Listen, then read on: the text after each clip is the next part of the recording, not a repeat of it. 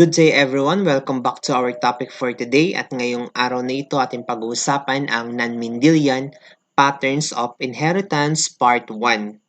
So prerequisite sa topic na to or kailangan nyo munang mapanood, nandiyan ang link sa baba, ang Genetics and Heredity, yung introduction natin.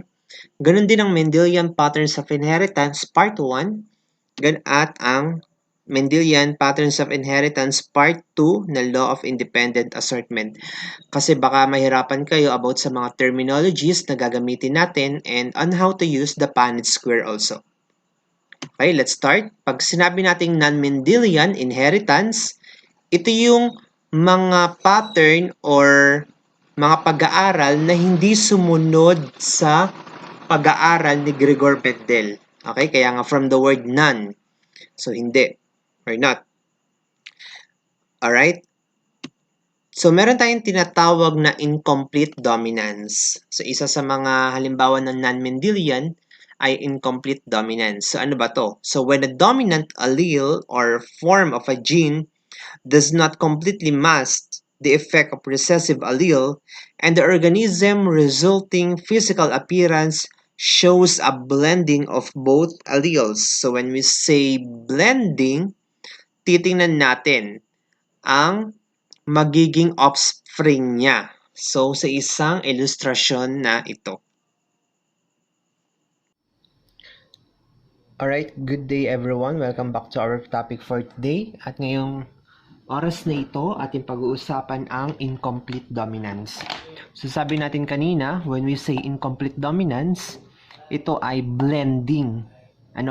When we say blending, titingnan natin. Ano ba magiging offspring? It is one of the non-Mendelian patterns of inheritance. So let's have an example.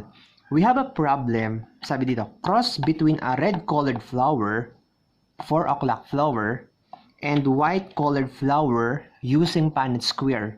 Calculate its genotypic and phenotypic ratios. Now, meron tayong allele. So yung F, nire-represent niya as the flower. At yung R, gumawa tayo ng dominant na R. Mapapansin nyo, pareha silang dominant. We have R as exponent na red flower. And we have white na dominant din as white flower. Wala tayong nakitang recessive kasi wala tayong nakitang small letter. Now, paano po yun? Ano pong magiging offspring niya? So, tingnan natin using the Punnett square. So, gawa tayo ng Punnett square. We have the first parent. So, gagawin natin ay, we have the parent 1, tapos meron din tayong first filial generation. Okay, gawa tayo ng Punnett square. Alright. So, let us cross between the 4 o'clock flower. So, kung merong alas 10, meron ding alas 4. Kaya nga 4 o'clock. Okay. Let's start. So we have red. So lagay na lang natin dito. We have so we have capital F and we have the exponent as R represented as red. This one. And we have for white flower. Yeah, that is the color. So try nga natin. So, kulayan natin. So, kulayan natin para may pakita natin. Now, yan. Ngayon, i-cross nga natin. Ibig sabihin, pag pinagsama natin or pinollinate natin ang red flower at ang white flower, ano kaya ang kalalabasan niya? So, tingnan natin. So, we have FR. Yon. Then, we have F white flower. So, binaba natin. Pinagsama natin. Next. So, ganun din. Alright. So, yon. And this one, FR or red flower and white flower. Now, sir, bakit so anong offspring niya? Anong phenotype niya? So, tingnan natin. Sa first filial, nakita natin, meron tayong flower, parehas, at pinagsama natin ang dalawang dominant. Ngayon, itong dominant na to, ayaw nila magpatalo sa isa't isa. Kaya, ang magiging offspring nila, magkakaroon tayo ng, so we have the genotype. So, may lumabas na genotype na, so we have F, R, and FW. Now, meron tayong phenotype.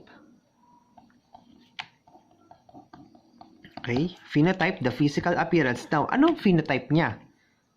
So, since ayaw magpatalo ng dalawa, dahil pareha silang dominant, at walang recessive, walang dominant, kaya tinawag natin siyang incomplete dominance from the word itself, blending. So, meaning, yung red flower and white flower, ang magiging offspring niya ay nagkaroon tayo ng third phenotype na pink flower. Alright. So, ibig sabihin, meron tayong third phenotype or nagkaroon tayo ng pangatlong characteristics na pink flower. Kaya magkakaroon tayo ng allele. Yan, we have heterozygous dominant na pink flower. At ang tawag natin dyan ay incomplete dominance. Now, so meron na tayong pink flower. So let us compute the genotypic ratio. So we have the genotypic ratio. So we have FR at FW. We have 4 or 100%. No? So we have phenotypic ratio. Yan. So we have phenotypic ratio na pink flowers. So we have 4 or 100%. Kasi 25, 25, 25, 25%. No? Or, so para sa natin nakuha, so 4, yan, 4 divided by 4 times 100, we have, yan, 100%. Okay? Okay, that's all. That's the incomplete dominance. Meaning, ayaw magpatalo ng dalawang dominant, kaya magkakaroon ng pangatlong phenotype, which is pink. So, that is a part of non-Mendelian. Ibig sabihin, hindi part ng pag-aaral ni Mendel. Diba kay Mendel, meron siyang law of dominance kasi kung sino yung malakas, siya yung mangingibabaw. Pero dito, on the incomplete dominance, nagkaroon tayo ng pangatlong phenotype. Ibig sabihin, ayaw magpatalo. Walang dominant. So, parehas silang, gusto nilang magsama sila. Kaya nagkaroon tayo ng pangatlong phenotype. That's all. Sa illustration, meron tayong pinag-cross natin ang red flower at white flower at nagkaroon tayo ng pangatlong phenotype na pink flower. Meaning, kung mapapansin nyo, walang malakas or walang dominant at walang recessive na lumabas. Meaning, parehas silang yung dominant, walang nangibabaw, incomplete kasi ang nangyari, nagkaroon tayo ng pangatlong phenotype. Alright? So, ayaw nila magpatalo yung dominant na yun. Kaya wala tayong nakitang red or wala tayong nakitang white. Next, meron naman tayong tinatawag na codominance. Pag sinabi natin codominance occurs when two versions or alleles of the same genes are in a living thing, both are expressed. Instead of one trait is being dominant over the other, both traits are appeared. Meaning, dalawang trait ang makikita natin sa offspring. Okay, halimbawa sa illustration na ito. Alright, good day everyone. Welcome back to our topic for today. So we have what we call codominance, another kind of non-Mendelian patterns of inheritance. So, let's have an example. So, kung sa incomplete dominance, meron tayong blending. So, dito naman, we have the codominance, means from the word co. Ibig sabihin, parang sharing. So, tingnan natin, ano ba magiging offspring nila? Anong lalabas na phenotype? For example, we have the problem. Cross between a homozygous dominant black-collared chicken, we have that allele, and the homozygous dominant white-collared chicken, using Punnett square, calculate its genotypic and phenotypic ratio. So we have the allele, gumamit tayo ng capital C to represent the chicken, and we have the W for white. Okay? Capital siya. So dominant. So we have collared chicken, and the B is represented as black. So mapapansin nyo, parehas din silang dominant. No one is walang recessive. So, kulayan natin to ng black. So, kung nakakita na kayo ng manok na kulay itim at manok na kulay puti, at halimbawa, nagsama sila at nagkakaroon ng anak, ano kayong lalabas na anak? So, using the Punnett square, so we have the P1. Yan.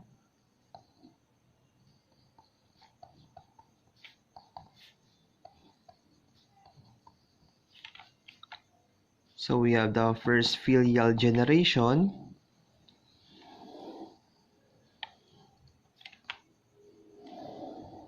Okay, let us use the Punnett square.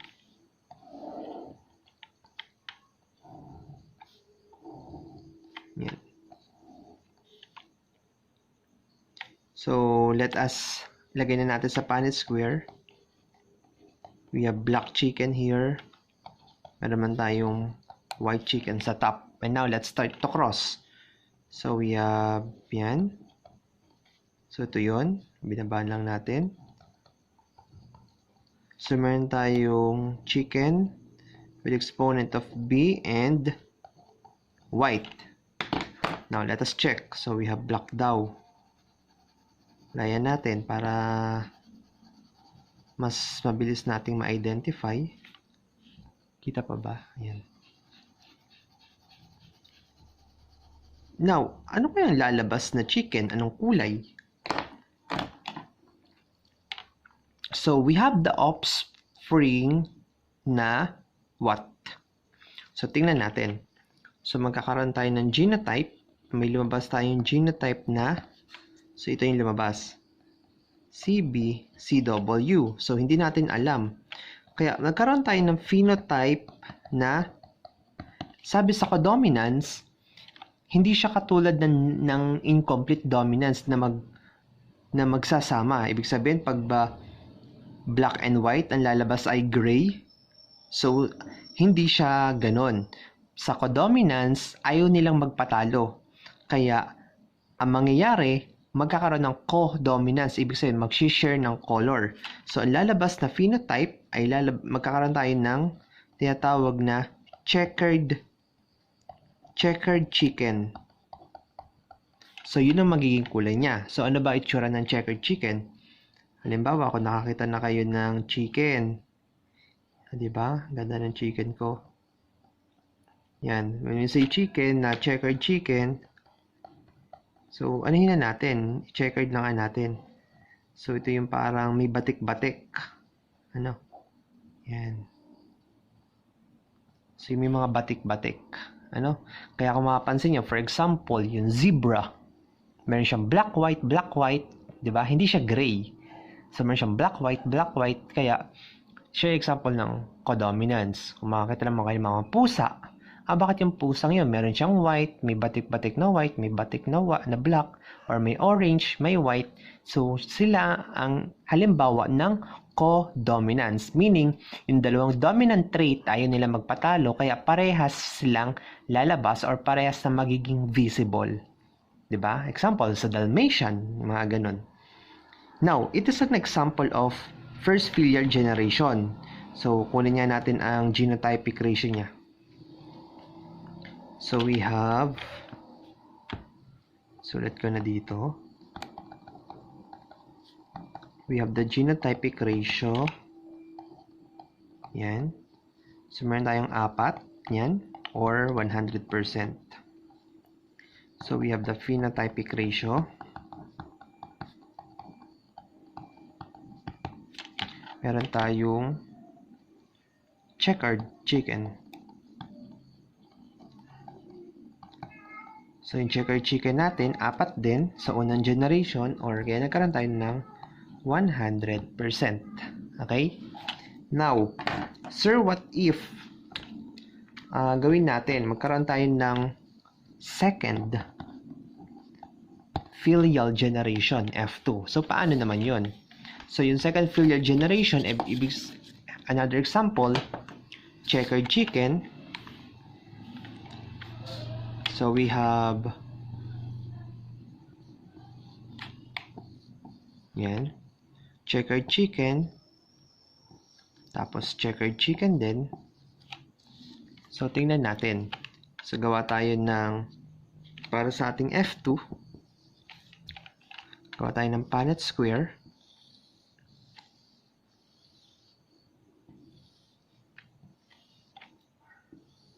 Ayan. Tayo ng Punnett square, we have, so, for example, ito yung male chicken. Sorry.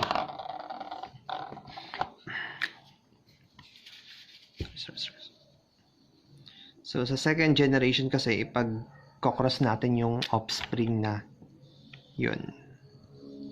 So, we have yan. Para siyang law of segregation. Ayan. So, titingnan natin. We have the male chicken and female chicken. So, tingnan natin ano magiging anak nila. So, we have CB or black. Tingnan natin.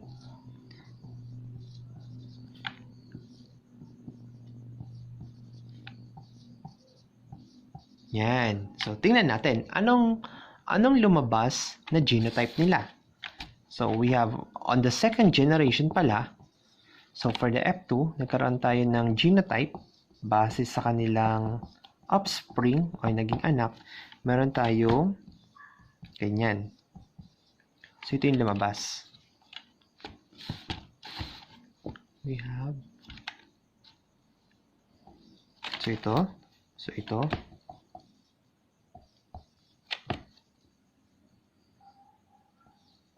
So, dalawa. Tsaka, meron tayong isa. Okay? Now, ano ang kanilang phenotype? What's the phenotype? So, meron tayong phenotype na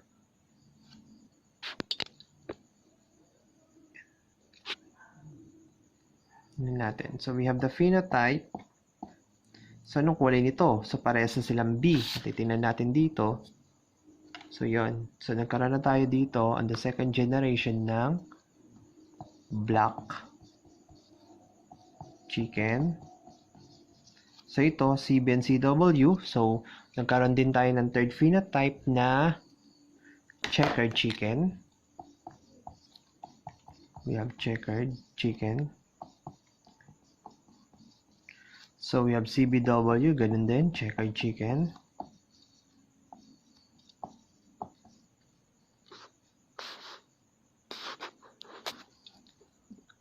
Okay, we have checkered chicken. Wala abot.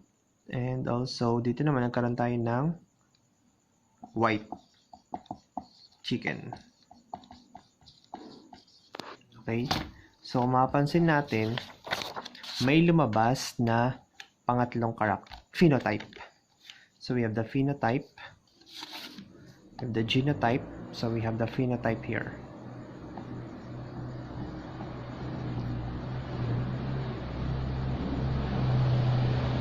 Now, what is our genotypic ratio? So, tingnan natin. So, we have the genotypic ratio of